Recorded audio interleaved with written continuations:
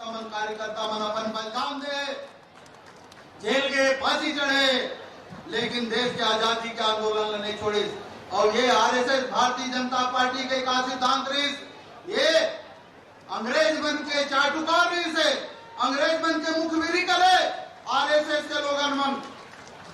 और हमारे कांग्रेस पार्टी के जो नेता और कार्यकर्ता आजादी के आंदोलन में भाग ले, ओकर जानकारी अंग्रेज मन दे, हमारे कांग्रेसी मन ला। और देश के लोगन ला, जो देश के आजादी के आंदोलन में भाग ले, वो जेल भजवाए के फांसी चढ़वाए के काम कोई कराए तो आरएसएस के लोगन कराए। ये आरएसएस के नीति रही से। और आप जाना तो जब देश के संविधान हमारे देश में लागू हुई, ये आरएसएस हमारे तिरंगा झंडा ला पैरों के तले रौंदे के काम करे रही से। ये आरएसएस है, ये भारतीय जनता पार्टी है। तो ये मतलब हमारा समझना है, जानना है। आज हमारे सोनिया जी, राहुल जी और हमारे प्रियंका गांधी जी और हमारे राष्ट्रीय अध्यक्ष खड़गे जी के नेतृत्व आप देखा तो क्या ये मतलब बोले नहीं देते। प्रजातांत्रिक व्यवस्था में सब में बोले के अधिकार है। हमारे नेता राहुल गांधी जी संसद में बोलना चाहते, संसद में बोलने नहीं देते। हमारे नेता मल्लिकार्जुन खड़गे जी जो संसद में जनता चुन के भेजे, वो संसद में नहीं बोले देते। अघोषित आपातकाल लगा है, ये मन हिटलर के औलाद है। शिव डहरिया जी पैदा भी नहीं हुए थे और शिव डहरिया जी कभी किताब पढ़े ही नहीं। वो सोनिया गांधी, राहुल गांधी और अन्य नेताओं की भाषा बोलते हैं। थोड़ा पढ़ाई लिखाई कर लें तो उनका दिमाग दुरुस्त हो जाएगा।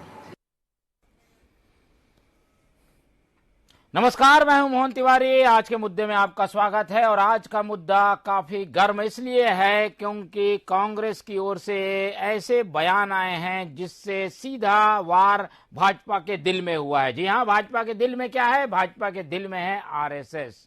और आरएसएस पर जब कोई टिप्पणी होती है तो वो सीधे लगती है भाजपा को। भाजपा के बारे में ज्यादा कुछ नहीं कहा गया है, लेकिन विवादित टिप्पणियां हुई हैं आरएसएस के बारे में तो बीजेपी आ गई है बचाव में। और ये स्थितियां क्यों बनती है कि कांग्रेस बार बार आरएसएस पर निशाना साधती है?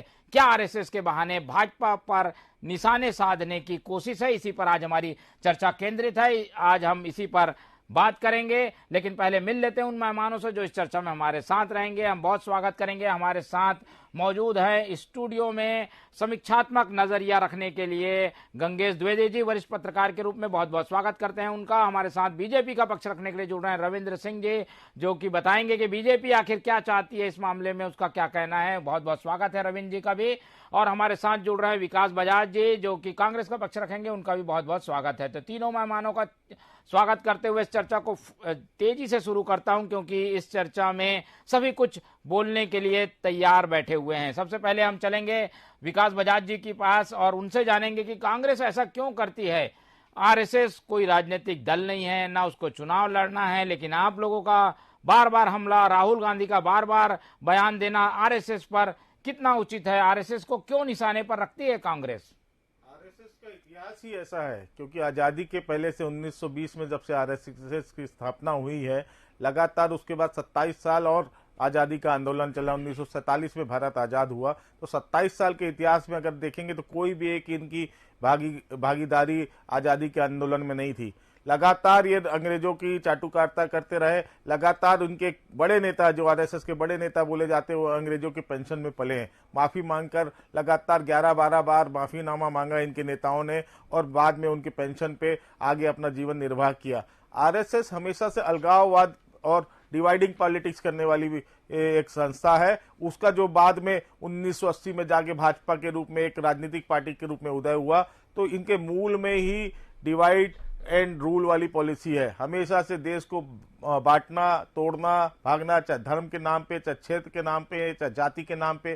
तो ये मुखबिरी का काम जब अंग्रेजों का किया, और अंग्रेजों की जो डिवाइड एंड रूल पॉलिसी अंग्रेजों से सीखकर आज ये पूरे देश में अपना रहे हैं। लगातार पिछले साल कई सालों से इन्होंने यही नीति अपना रखी है, जो इनके गुरुओं से इन्होंने सीखा। इनके गुरु कौन थे? अंग्रेज, जो जिनकी नीति थी कि फूट डालो और राज करो, उसी फूट डालो और राज करो की नीति को अपनाकर मूल मंत्र को लेके ये आज तक चल रही है, जो देश के हित में नहीं है। इसीलिए कांग्रेस के हमेशा निशाने पे रहती है, क्योंकि ये देश को तोड़ने वाली एक संस्था है। और इनके लगातार, चाहे इनके और भी जो संगठन है, चाहे बजरंग दल हो, चाहे और भी इनके विश्व हिंदू परिषद हो या और भी संगठन है जो इनके अलायंस संगठन है, इनके लगातार इनके कार्यकर्ता आपको देखेंगे। अभी हाल फिलहाल में 15 दिन पहले Bhabha atomic energy research centre Mumbai Thane के पास, वहां पर इनके आरएसएस के एक सीनियर जो थे वो पाकिस्तान की मुखबिरी करते हुए पकड़े गए। अभी हाल फिलहाल में कल एक रिपोर्ट आई कि बजरंग दल का कार्यकर्ता जो महिलाएं ऑनलाइन अपने अंडरगारमेंट की खरीदी करती है, उनका डाटा लेके उनको बेच रहा था, उनको ब्लैकमेल कर रहा था। तो आप ये समझिए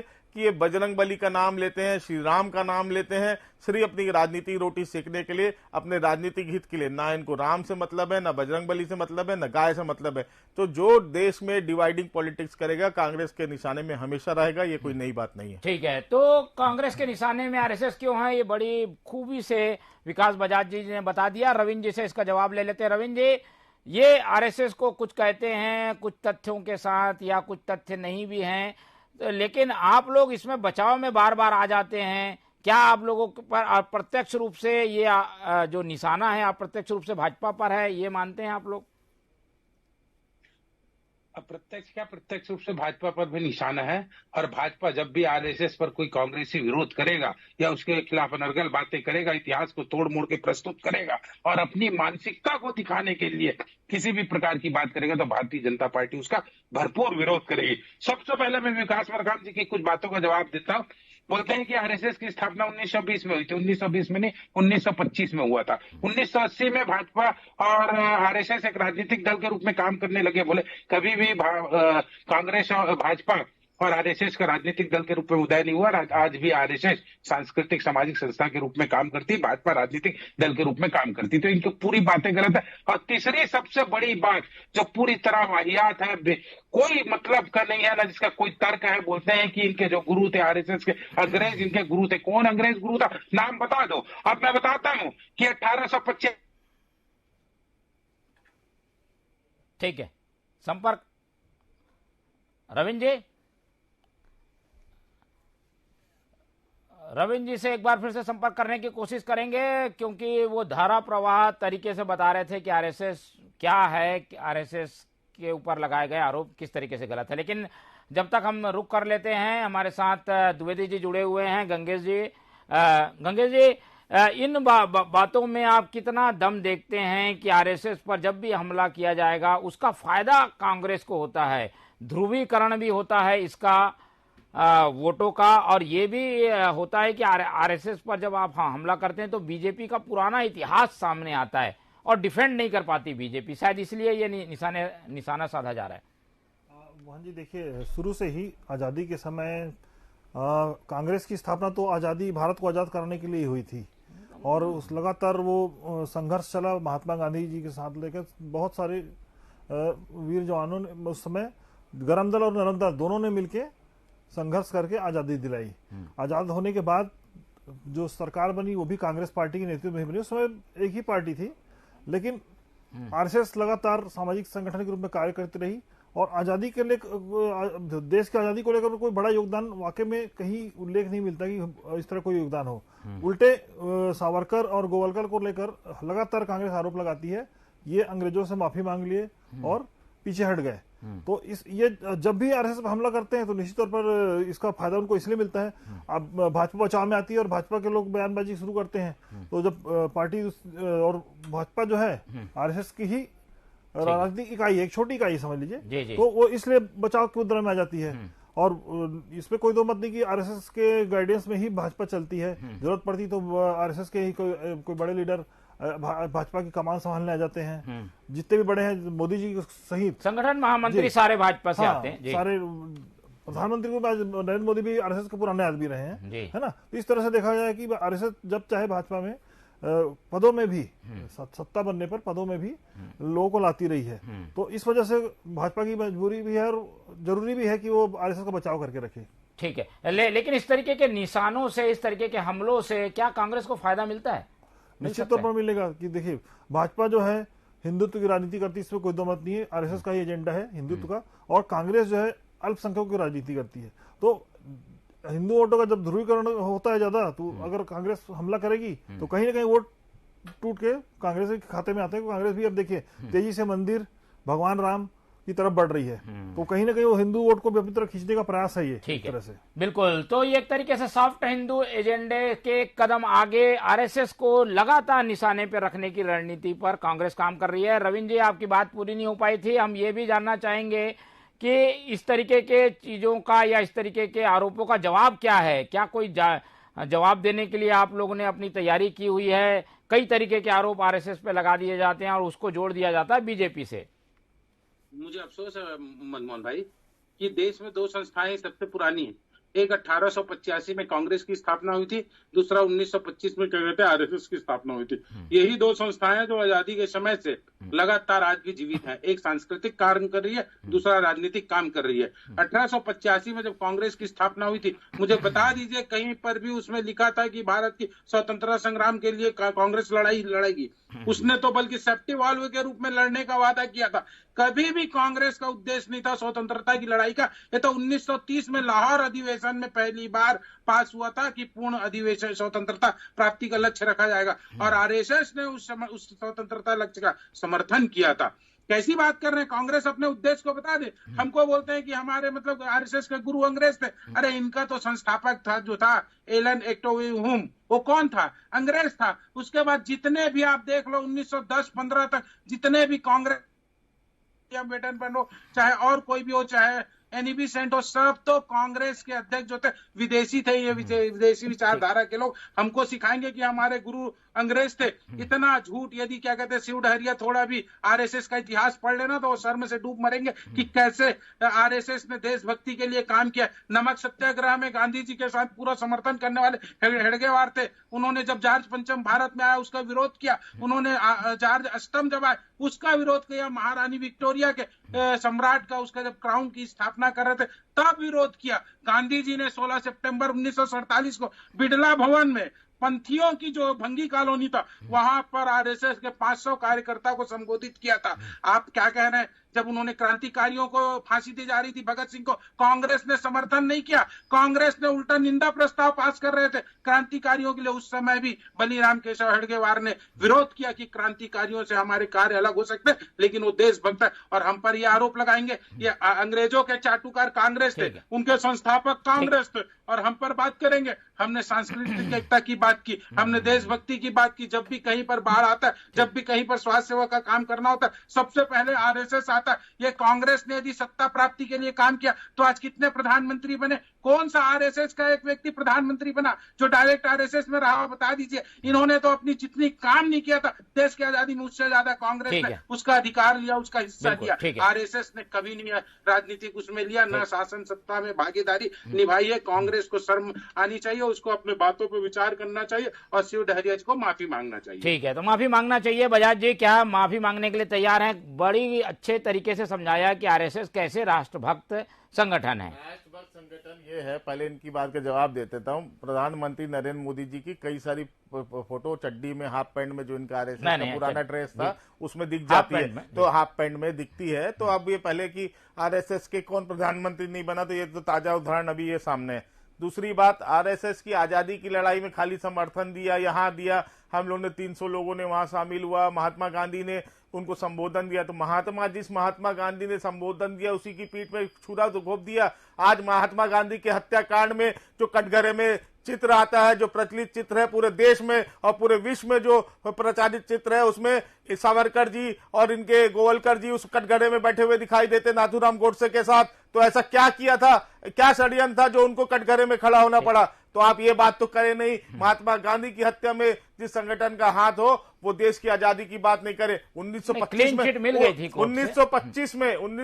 में आपकी स्थापना हुई ना, तो 22 साल आपका क्या योगदान? एक तो उंगली से खून नहीं बहा। और शहीदों की बात करते हो आप, शहीदों और क्रांतिकारियों की पार्टी है कांग्रेस, जिन्होंने आप 1920 के पहले 30 में आप आंदोलन, लाहौर आंदोलन में अगर आजादी की बात होती तो उसके पहले तो 12 साल जवाहरलाल नेहरू जेल काट चुके थे, उसके पहले 1920 के पहले। तो आप किस दिशा में बात कर रहे हो? अपनी जानकारी को दुरुस्त करें। आरएसएस हमेशा से अलगाव की बात करती है, डिवाइड की बात करती है, और बंटवारे की बात करती है। आज 1937 में अगर आप सावरकर जी को अपना गुरु मानते हैं ना, तो आज जो जिन्ना ने तो 1940 में दो देश की नीति की बात की थी, 1937 में पहले सावरकर जी ने अपनी किताब में लिख दिया कि दो देश की कल्पना कर दी थी। और आप बंटवारे के लिए कांग्रेस को जिम्मेदार बताते हैं। आप लोग की नीति यही रही कि डिवाइड एंड रूल, यही इसीलिए मैं बोलता हूं अंग्रेज आपके गुरु थे, उसी से आप लोगों ने ये सीखा है। चलिए जल्दी से जवाब ले लेते हैं, फिर हम मूल विषय में आएंगे। हम वजह पे आना चाहते हैं, कारण कई हो सकते हैं। रविंद्र जी, कई तरीके के आरोप लगे हैं, जल्दी जवाब दे दीजिए। नरेंद्र मोदी जी यदि संगठन के उसमें आरएसएस के उसमें जा रहे थे तो कोई वो बहुत बड़ी बात नहीं है, उनका अधिकार है वहां जाना। लेकिन आरएसएस का कोई पूर्णकालिक व्यक्ति क्या कहते हैं बना हो तो बता दीजिए। किसी संगठन में जाना नहीं, हमारी तो मातृ संस्था है, हम मानते हैं इस बात का। लेकिन क्या कांग्रेस ने इस राजनीतिक उसका फायदा नहीं लिया? जवाहरलाल नेहरू, राजीव गांधी, इंदिरा गांधी सब क्या भारत के प्रधानमंत्री नहीं बने? क्या 1948 में महात्मा गांधी ने नहीं बोला इस कांग्रेस को समाप्त कर देना चाहिए? क्या इनका उद्देश्य कभी था कांग्रेस का कभी उद्देश्य था स्वतंत्रता संग्राम की लड़ाई में शामिल होना? बता दें पंजाब जी, मैं छोड़ दूंगा, वो अपना पढ़ ले पहले। कांग्रेस की स्थापना का आप लोगों ने तो कहीं उंगली लिखा से था उंगली तक नहीं बनाई और सैनिकों की बात करते, शर्म आनी चाहिए आपको इस बारे में बात करने के लिए। कांग्रेस का स्थापना का उद्देश्य कहीं स्वतंत्रता संग्राम में शामिल होना था क्या? वो तो 1857 में क्रांतिकारी हो चुकी थी, 1837 में संथाल और मुंडा विद्रोह हो चुका था। आज से 40 साल पहले कांग्रेस की स्थापना से पहले स्वतंत्रता संग्राम के लिए रानी की झांसी लक्ष्मीबाई बलिदानी हो चुकी थी। आप लोग बहुत बाद में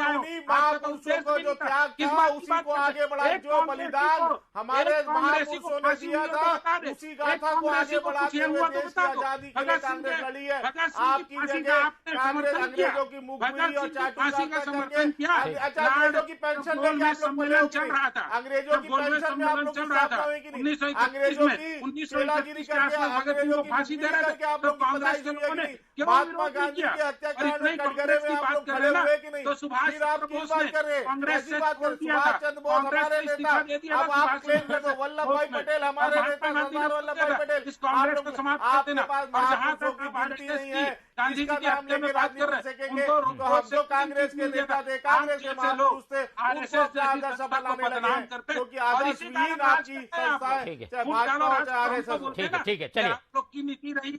चलिए मूल विषय पे आएंगे, लेकिन पहले चलते हैं द्विवेदी जी के पास। द्विवेदी जी, ये तो रही राष्ट्रीय स्तर की बहस का मुद्दा कि भाई किसने क्या किया और उसके आधार पर उसकी आलोचना होती है, ये तो वर्षों से होता है। लेकिन इस तरीके के मुद्दे बार बार सामने आते हैं। अगर कुछ आज़ादी के समय के मुद्दे रहे होंगे तो उसको उस समय डिस्कस करके ख़त्म क्यों नहीं कर दिया जाता? इतिहास पर बार बार चर्चा करके आरएसएस को निशाने पे रखने की वजह आप क्या मानते हैं? इससे क्या फ़ायदा मिलता है या इसके ज़रिए कोई वोट को साधने की कोशिश होती है? देखिए, इसका सीधा फायदा कांग्रेस को अभी कर्नाटक चुनाव में मिला है।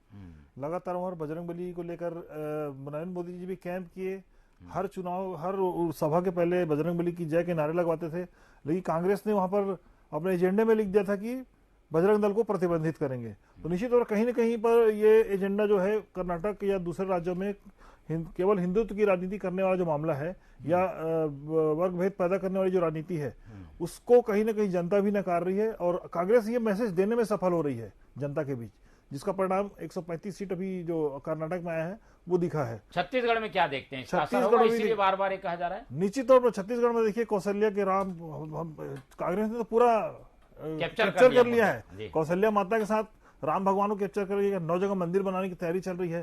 तो आरएसएस और भाजपा से उन्होंने एक तरह से मुद्दे को छीन लिया है और उसको लेकर मतलब हिंदू वोटों का ध्रुवीकरण कांग्रेस भी कर रही है एक तरह से देखा जाए इसमें तो। और ये बताने का भी प्रयास है कि, और सही बात है कि कोई एक पार्टी के कहने से कोई हिंदू या मुसलमान नहीं हो जाएगा, ये तो अपने अपने आस्था की बात है, कौन किस पे आस्था रखता है। ये मैसेज देने में लगातार कांग्रेस सफल भी हो रही है। ठीक है, तो एक जो हार्डकोर मुद्दा बीजेपी का था उसे कांग्रेस ने जब अपने ओर कर लिया है, तो जो हार्डकोर संगठन है उसे निशाने में रखकर अलग थलग करने की कोशिश की जा रही है। बजाज जी, क्या ये सही है? इसी तरीके की रणनीति है कि भाई अब हम लोग हिंदुत्व के एजेंडे पे आ गए हैं, राम की बात हो रही है, कौशल्या की बात हो रही है, मंदिर लगातार कांग्रेसी जा रहे हैं, अब उस संस्था को निशाना बनाया जाए या उस संस्था को बेनकाब किया जाए पुराने इतिहास को बताकर, जो कि इस तरीके का दावा करती है। इसीलिए आप लोग इसे बयान दे रहे हैं, इसी तरीके के विवादित बयानों से आरएसएस को विवादित बनाने की कोशिश है। देखो, हिंदुत्व कभी कांग्रेस के एजेंडे में नहीं, हिंदू हम हैं, सनातनी हम हैं, इस पे हमें गर्व है और पूजा पाठ हमारी संस्था, हमारे शास्त्रों में है, हमारे अंदर है, हमारी आत्मा में समाया हुआ है। इसके लिए किसी को दिखावा करने की जरूरत नहीं है। इन्होंने राम गाय पर हमेशा राजनीति की है, उसको राजनीतिक उद्देश्य से इस्तेमाल किया, लेकिन राम हमारी आस्था का केंद्र है। मर्यादा पुरुषोत्तम राम। आज लगातार देखिए श्री राम गमन योजना लगातार 15 साल के भाजपा के शासन में कभी उसमें पहल तक नहीं हुई, आज 4.5 साल में लगभग बन के तैयार है।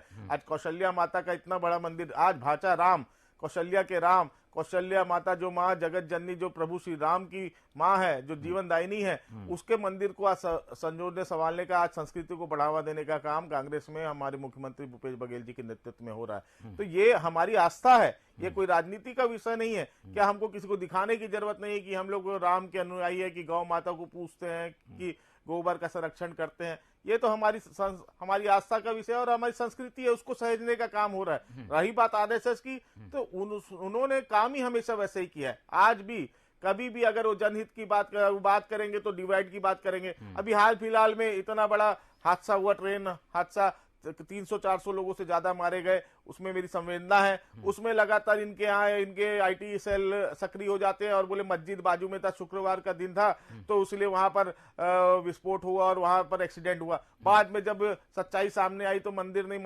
मस्जिद नहीं मंदिर निकला। तो आप ये किस दिशा में, एक इतने लोग मर गए हैं वहां पर, हजारों परिवार उसमें पीड़ित हैं, लाखों लोग वहां उसमें परेशान होंगे, कई परिवार उसमें अवस्थित हो गए हैं। उस पे आप लोग ये मंदिर मस्जिद की राजनीति आप कहां ले जा रहे हैं देश को? आज देश 21वीं सदी की ओर बढ़ रहा है। आज हमको देश में बहुत सारे जो व्यापक मुद्दे हैं, बेरोजगारी के, महंगाई के, उस पर हम लोग कभी बात नहीं करते। आप विकास की बात पे कभी डिबेट नहीं करना चाहते। आप हमेशा बात धर्म की, जाति पर, इस पे ही डिबेट करना। आप आइए ना कि 9 साल के आपका कार्यकाल राज केंद्र में आपने क्या उपलब्धियां रही, 9 उपलब्धि आप गिना दे तो उस पर बात हो जाए। तो उस पर कभी आप डिबेट, जहां आप लगता है कि आप फंस जाएंगे, इसमें हमारी कोई उपलब्धि नहीं है, हम लोग ने उतना सुचारू रूप से व्यवस्थित तरीके से देश को नहीं चलाया, तो आप फिर वही धर्म की राजनीति में आ जाते हैं। और हिंदू हम है, सनातनी हम है, किसी के प्रमाण पत्र की आवश्यकता नहीं। ये हमारी आस्था है, हमारे मन के अंदर है, हमारे दिल के अंदर है। रविंद्र जी, कांग्रेस तो है बड़ी खूबी से इस बात को स्वीकार नहीं करेगी, लेकिन ये बात बार बार झलकती है कि बीजेपी की असली ताकत आरएसएस है। आरएसएस पूरी न्यू की तरह काम करती है, सारी चीजों को जमावट लाकर पेश करती है, उसके ऊपर आप लोग चुनावी मकान बना लेते हैं और उसमें जीत हासिल होती है कई जगह। तो यही वजह है कि उस न्यू को ही धीरे धीरे कमजोर करने के लिए इस तरीके के बयान और इस तरीके के निशाने लगाए जा रहे हैं। हमें गर्व है कि हमारी मातृ संस्था आरएसएस है, हम इससे गुरेज नहीं करते। और रही बात कांग्रेस की, अब तो बूढ़ी हो चुकी है, लाचार हो चुकी है, मृत्यु सैया की ओर बढ़ रही है। वो क्या आरएसएस को खत्म करेगी, क्या भाजपा खत्म करेगी? ना उनमें दम है, ना कभी हो सकता। आरएसएस को ये समाप्त कर भी नहीं सकते। और इनकी बात को मैं बता दूं, बोल रहे हैं कि 15 साल में राम वनगमन पथ का हम ये किए, हम वो किए, नहीं किए थे, अभी कर रहे हैं। अब ये रामायण की बात में आ गए, अपने माता पिता को भी आप लोग इसी तरह बुजुर्ग समझ के दरकिनार कर देंगे। चले भुने बयान के कारण, उनके धार्मिक उन्माद के बयान के कारण आज ये डिबेट हो रहा है। नहीं तो डिबेट नहीं होता। पहले तो शिव डहरिया अपना जाके वो देखें अपनी क्या उनकी स्थिति है। अब रही बात डॉक्टर शिव डहरिया जी के, आप अगर शैक्षणिक योग्यता की बात कर रहे हैं तो उनके जैसा स्कॉलर व्यक्ति आपको बहुत कम लोग हैं जो उतने पढ़े लिखे और समझदार व्यक्तित्व आपको मिलेगा। सुनील सोनी जी ने उनके बारे में बोला, जरा सुनील सोनी जी की डिग्री देख लीजिए और डॉक्टर शिव डहरिया की डिग्री देख लीजिए, कौन ज्यादा योग्य व्यक्ति है शैक्षणिक रूप से, आपको पता चल जाएगा। राजीव गांधी ने क्या कहा था?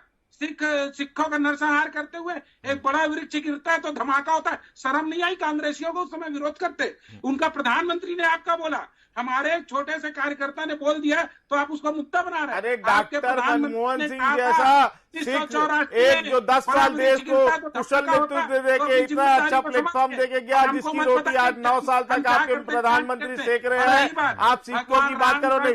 फिर वही बात, फिर जब हिंदू और सिख में क्या फर्क है? हिंदुओं का बड़ा भाई सिख होता था जो मुगलों से लड़ाई लड़ने के लिए बना था। अब उसको भी डिवाइड करके अलग मत करो, हम सब भाई भाई हैं। आप इसकी जाति और धर्म की बात मत करो रविंद्र भाई, प्लीज कृपया आपसे निवेदन है, देश को इस कदर मत बांटो कि बाद में देश को संभालना मुश्किल हो जाए।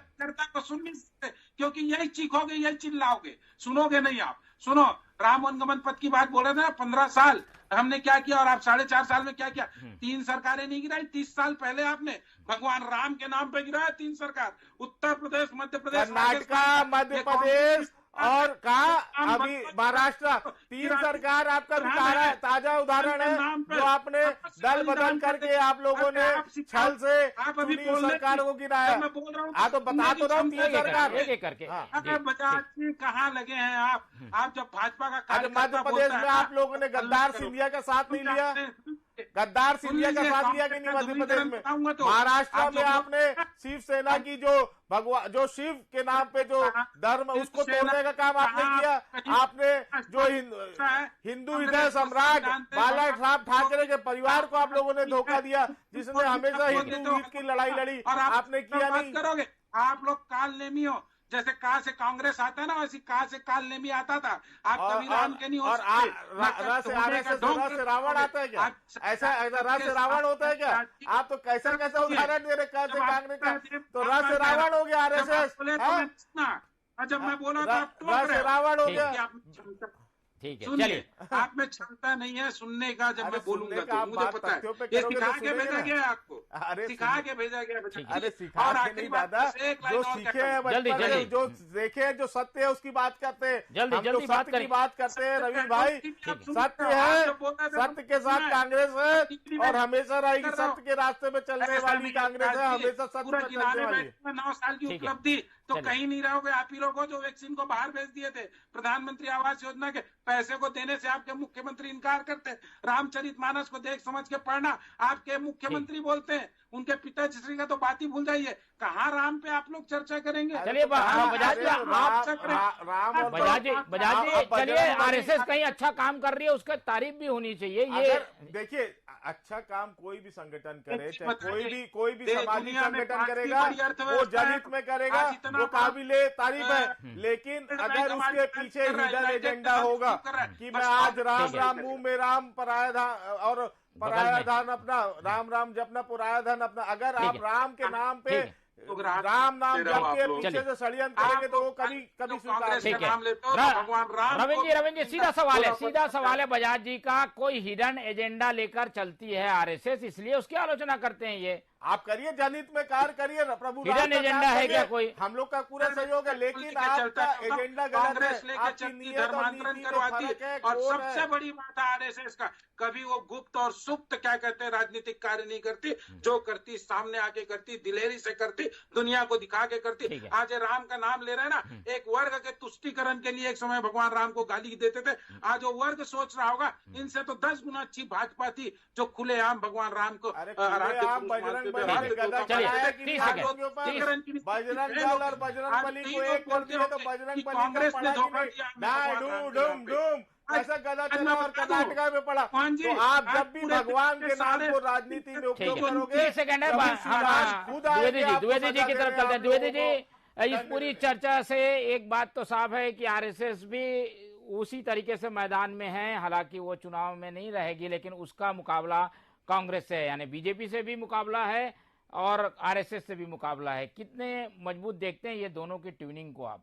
निश्चित तौर पर देखिए, आरएसएस भाजपा के लिए लगातार उसके कार्यकर्ता काम करते हैं। गांव-गांव में घर घर जाके जो जनसंपर्क है उसमें आरएसएस का बड़ा हाथ होता है भाजपा को के नेताओं को जिताने के लिए। तो इसमें तो कोई दो मत नहीं। यही वजह है कि कांग्रेस उस पर लगातार अटैक कर रही है भाजपा के अलावा, और भाजपा बचाव की मुद्रा में आ रही है। ठीक है, तो बचाव की मुद्रा में है और ये तीर जो चल रहे हैं उससे घायल भाजपा हो रही है और आने वाले दिनों में और इस तरीके के कई बयान चलेंगे। लेकिन बीजेपी भी पीछे नहीं हटने वाली और इसी तरीके के जवाब के लिए उसकी भी अपनी रणनीति बन रही है। समय कम है, इसलिए चर्चा ज्यादा हम नहीं कर पाएंगे। फिलहाल इस चर्चा को यहीं खत्म करेंगे। हमारे साथ बजाज जी जुड़े, उनका बहुत बहुत धन्यवाद। हमारे साथ द्विवेदी जी जुड़े, गंगेश जी, उनका भी बहुत बहुत धन्यवाद। और रविंद्र सिंह जी, आप हमारे साथ जुड़े, आपका भी बहुत धन्यवाद। तो तीनों मेहमानों का धन्यवाद कर इस चर्चा को हम यहीं खत्म करते हैं और आपसे उम्मीद करते हैं कि टीवी 24 आप देखते रहिए। मुझे दीजिए इजाजत, नमस्कार।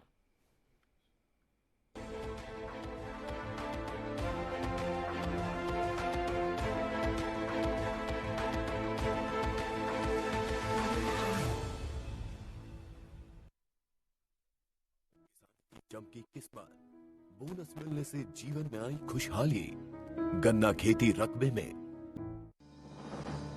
लैंगिक समानता में अव्वल छत्तीसगढ़, सशक्त महिला उन्नत समाज। छत्तीसगढ़ में महिलाओं का निरंतर विकास। आज हिंदुस्तान के कोई भी विधानसभा में सबसे ज्यादा महिला मन की उपस्थिति है। नंबर छत्तीसगढ़ विधानसभा। लैंगिक समानता के लिहाज से देश में सबसे आगे है छत्तीसगढ़। संपत्ति कानून की बदौलत भूमि पर बढ़ा महिलाओं का स्वामित्व और नियंत्रण। कन्या विवाह के लिए बढ़ी सहायता राशि 15,000 से बढ़कर हुआ 25,000 रूपए। छत्तीसगढ़ सरकार की मदद से एक दिन में 3,229 कन्याओं की हुई शादी। दाई दीदी क्लिनिक से